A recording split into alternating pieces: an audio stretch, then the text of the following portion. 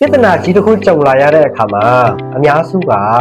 ဒီပြဿနာကိုဖြေရှင်းဖို့ထက်ပြဿနာကြီးလို့ဘယ်ကနေဘလို့စရမယ်မသိပဲထိုင်ပြီးတော့စိုးရင်ပူပန်တော့ကရောက်နေကြတယ်။ပတ်စံအခက်အခဲတွေဖြစ်လာတယ်။အလုံးမှာပြဿနာတွေတက်တယ်။ဒါမှမဟုတ်ကိုလှုပ်ထားတဲ့စီးပွားရေးတစ်ခုအရှုံးပေါ်လာတယ်။သုံးဆို relationship ပြဿနာဖြစ်လာတယ်။ဒါမှမဟုတ်ကိုဘွားတစ်ခုလုံးဘယ်လမ်းကိုတွားရမယ်မသိတော့ဘူး။အဲ့ဒီအချိန်မှာ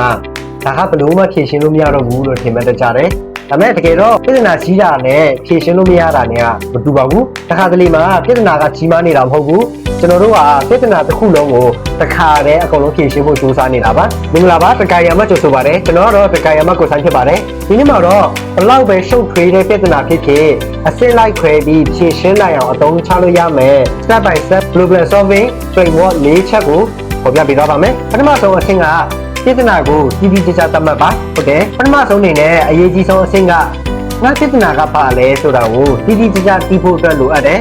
လူတော်များများဟာပြဿနာကိုမသတ်မှတ်ပဲကိုယ့်ရဲ့ emotion စိတ်ခံစားချက်ကိုပဲပြဿနာလို့သတ်မှတ်နေကြတယ်ငါတော့အဆင်မပြေဘူးငါဘဝကြီးအရင်ခက်ခဲပါတယ်ပတ်စံမလောက်ဘူးအလုပ်ကအဆင်မပြေဘူးဒါတွေက global statement မဟုတ်ဘူးတနည်းအားဖြင့်ပြဿနာမဟုတ်သေးဘူးအရင်ကိုကျယ်လွန်ပါတယ်ဥပမာငါမှပတ်စံမရှိဘူးလို့ပြောနေမဲ့အစားလက်စိတ်ဝင်ငွေက4-5သိန်းဒါမှမဟုတ်15သိန်းလောက်ရှိနေပေမဲ့လက်စိတ်အတုံးစိတ်ရိတ်ကအထက်ပူနေတယ်ပြီးရင်လတိုင်းဒီပါ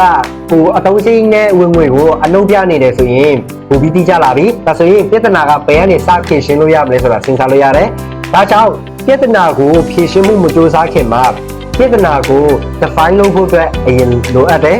ကိုပြဿနာကိုစာရွက်ပေါ်မှာစာကြောင်းနဲ့ရေးကြည့်လိုက်လက်ရှိမှာငါတကယ်ဖြေရှင်းရမယ့်ပြဿနာကဘာလဲဒီမိခိုးကိုဖြေနိုင်ပြီဆိုရင်ဖြေရှင်းမှုရဲ့တစ်စိတ်တစ်ပိုင်းကိုစတင်ပြီးသားဖြစ်တယ်ဒုတိယအဆင့်ပြဿနာရဲ့အရင်းမြစ်ကိုရှာဖွေပါပြဿနာကိုသိပြီဆိုတာနဲ့ချက်ချင်း solution ရှာဖို့မပြေးပါနဲ့နောက်ထပ်မြင်ရမယ့်မိခိုးကဒီပြဿနာဘာကြောင့်ဖြစ်လာရတာလဲပါဘာကြောင့်လဲဆိုတော့မျက်နှာပြင်ပေါ်မှာမြင်ရတဲ့အရာဟာတကယ်ပြဿနာမဟုတ်လို့ပါဒီနေရာမှာအသုံးဝင်တဲ့နည်းလမ်းလေးတစ်ခုပြောပြမယ်5-way technique လို့လည်းခေါ်လို့ရတယ်။ဘာကြောင့်လဲဆိုတဲ့မိခိုးအချင်းချင်းပြန်မေးပါ။ကိုယ့်ရဲ့ပြဿနာရဲ့အရင်းခံအကြောင်းရင်းကိုရှာတာပါ။ဥပမာအားဖြင့်ပြဿနာကလတိုင်းပတ်သက်မကျန်ဘူး။ဒါဆိုရင်ကျွန်တော်တို့အပေါ်မှာပြောထားတဲ့အတိုင်းဘာကြောင့်လဲနဲ့တွေ့ကြည့်အောင်အသုံးစိတ်များလို့ဘာကြောင့်အသုံးစိတ်များတာလဲ။အပြင်စား delivery နဲ့ online shop တွေအဝယ်များတော့ဘာကြောင့်အဲ့ဒါတွေမထိန်းနိုင်ရတာလဲ။ဒါဆိုရင်တစ်နှစ်တာအသုံးစိတ်ကိုမမှတ်ထားလို့ဘာကြောင့်မမှတ်ထားရတာလဲ။ကိုယ့်ငွေကြေးကိုစနစ်တကျ budget မဆွဲထားလို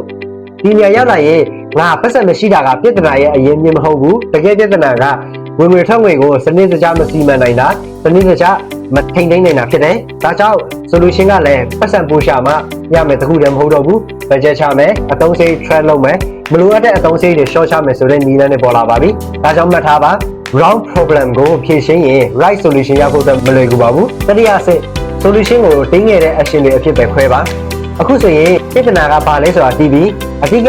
ဖြစ်နေတဲ့အရင်းမြစ်တွေကိုလည်းရှာတွေ့ပြီနောက်တစ်ဆင့်ကဒါဆိုငါဘာလုပ်မလဲဆိုတာပါလူတော်များများကထက်ခါအမားလို့ကြကြတယ်အဲ့ဟာကတော့ပြဿနာကြီးတစ်ခုကိုဖြေရှင်းဖို့အတွက် solution အကြီးတစ်ခုကိုစတင်စဉ်းစားကြတယ်ဥပမာငါသွားကိုပြောင်းလဲရမယ်ငါစီးပွားရေးတစ်ခုကိုစလုပ်ရမယ်ပတ်သက်အများကြီးရှာရမယ်ဒါမှမဟုတ်ငါကျန်းမာအောင်နေရမယ်စတာတွေကဂိုးတွေဖြစ်တယ်ဒါပေမဲ့ဂိုးကအရှင်မဟုတ်ဘူးဂိုးကဒီနေ့ငါဘာလုပ်မလဲဆိုတော့အဆင့်ထိပဲခွဲခြားလို့ရတယ်ဥပမာငါအသုံးစရိတ်ကိုထိန်းသိမ်းမယ်ဆိုတာထက် step 1ဒီနေ့အစပြီးအသုံးစရိတ်တိုင်းကိုမှတ်မယ် step 2တစ်ပတ်အကြာမှာဘယ်နေရာမှာပတ်စံအများဆုံးကုန်လဲဆိုတာစမ်းစစ်မယ် step 3မလိုအပ်တဲ့အသုံးစရိတ်တစ်ခုကိုဖြတ်မယ် step 4 lesson budget တစ်ခုသတ်မှတ်မယ်လို့ဒီလိုခွဲလိုက်တဲ့အခါပြဿနာကြီးတစ်ခုကလှုပ်ဆောင်လို့ရတဲ့ test လေးတွေဖြစ်လာတယ်တောင်လုံးကိုတစ်ခါတည်းတက်ဖို့မလိုဘူး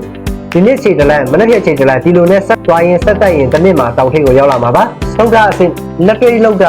ာပြန်တိုင်းတာပြန်ပြုပြင်ပါနောက်ဆိုအရေးကြီးဆုံးက action plan တွေဘလောက်ကောင်းလက်တွေ့မလုပ်ရင်အကျိုးမရှိဘူးဒါပေမဲ့လည်းလုံးနေရုံနဲ့မပြီးဘူး measure ရှိမယ် review ရှိရယ် improve ရှိရယ်ဒီလို cycle လေးတွေနဲ့လုပ်လိုက်လို့ရပါတယ်ဥပမာမိတ်ဆွေအနေနဲ့အသုံးစရိတ် short ချဖို့ plan ချလိုက်တယ်တစ်ပတ်လုပ်ကြည့်လိုက်တယ်ပြန်ပြီးတော့ view ပြန်လုပ်ကြည့်တယ်ပြန်စစ်စစ်ကြည့်လိုက်တယ်တကယ်သက်ဆန်ချက်တာလားဘယ်အရာကအလုပ်ဖြစ်လဲဘယ်အရာကအလုပ်မဖြစ်ဘူးလဲအလုပ်မဖြစ်ရင်ကိုအပြစ်မတင်နဲ့ solution ကိုပြင်မှာဒါက problem solving ရဲ့အရေးကြီးဆုံး mindset တစ်ခုပါ plan ပြတ်တာဟာ failure တချုံချင်းမဟုတ်ဘူး plan ကအလုပ်မဖြစ်တာကိုသိပြီးနောက်ထပ်ကိုကောင်းတဲ့ plan ပြန်ဆွဲနိုင်တာက progress ပါဒါဆိုရင်ဒီ flavor ၄ချက်ကိုပြန်မှတ်ကြည့်အောင်ပြဿနာတစ်ခုကြုံလာရင် the line ဒီနေရာရဲ့အရင်းမြစ်ကပါလဲတိတိကျကျသတ်မှတ်ပါနံပါတ်1 find the root ဘာကြောင့်ဖြစ်ရတာလဲအခြေခံကိုရှာပါနံပါတ်3 break it down ဘာလို့ရမလဲ solution ကိုတင်းခဲ့တဲ့အရှင်းအဖြစ်ခွဲပါနံပါတ်4 add and review လုပ်ပြီးတော့အလုပ်ဖြစ်မဖြစ်ပြန်စီစစ်ပါမဖြစ်ရင်ပြန်ပြင်ပါဘဝမှာပြဿနာမရှိတဲ့လူဆိုတာမရှိဘူး